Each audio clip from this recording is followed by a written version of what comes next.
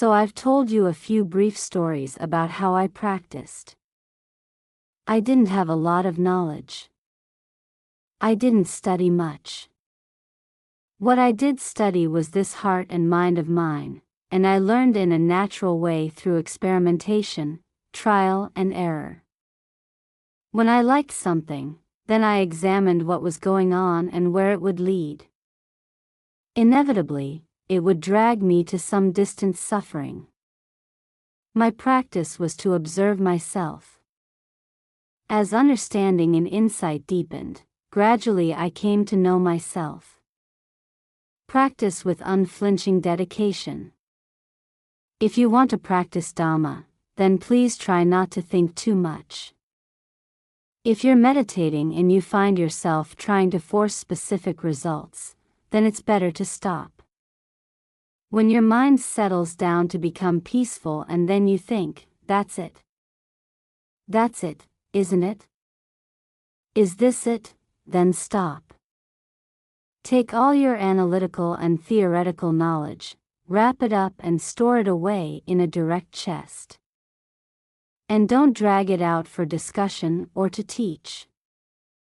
That's not the type of knowledge that penetrates inside. They are different types of knowledge.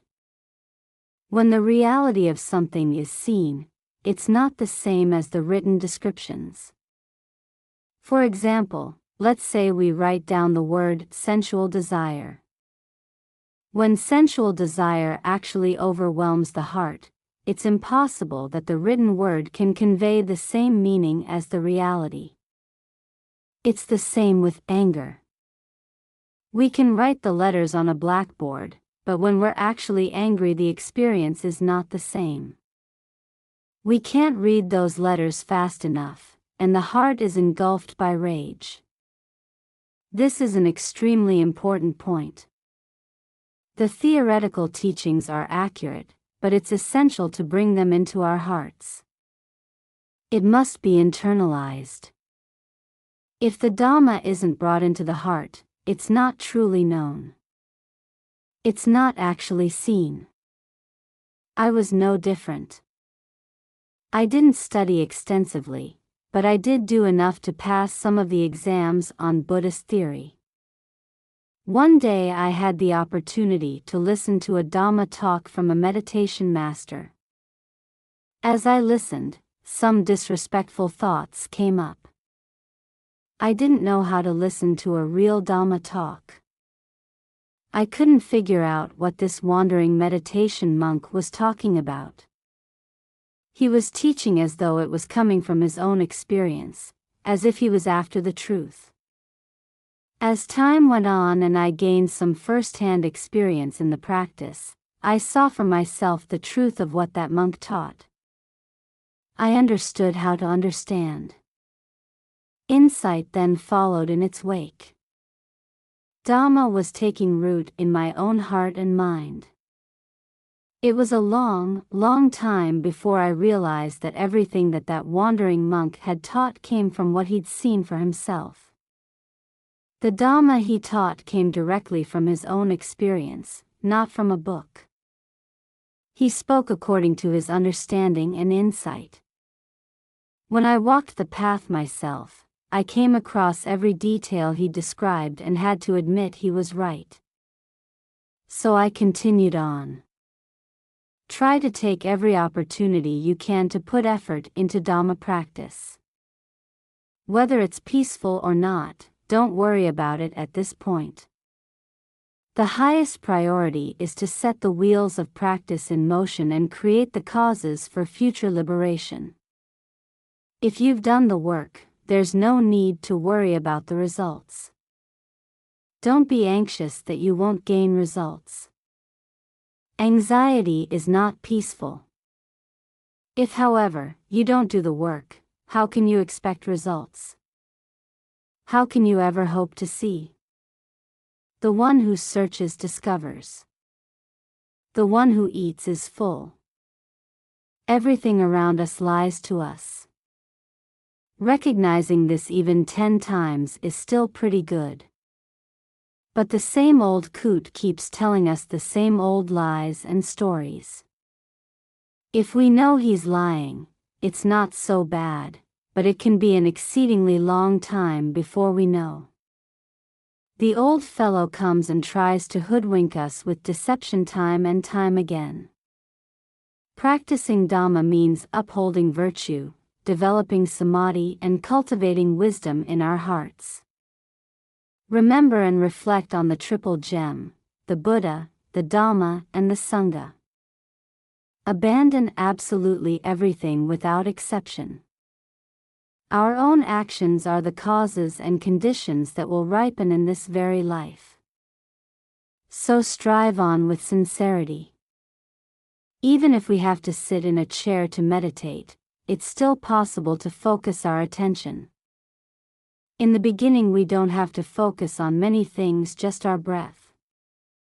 If we prefer, we can mentally repeat the words Buddha, Dhamma, or Sangha in conjunction with each breath. While focusing attention, resolve not to control the breath. If breathing seems laborious or uncomfortable, this indicates we're not approaching it right. As long as we're not yet at ease with the breath, it will seem too shallow or too deep, too subtle or too rough. However, once we relax with our breath, finding it pleasant and comfortable, clearly aware of each inhalation and exhalation, then we're getting the hang of it. If we're not doing it properly, we will lose the breath. If this happens, then it's better to stop for a moment and refocus the mindfulness. If while meditating you get the urge to experience psychic phenomena, or the mind becomes luminous and radiant, or you have visions of celestial palaces, etc., there's no need to fear. Simply be aware of whatever you're experiencing, and continue on meditating. Occasionally, after some time, the breath may appear to slow to a halt.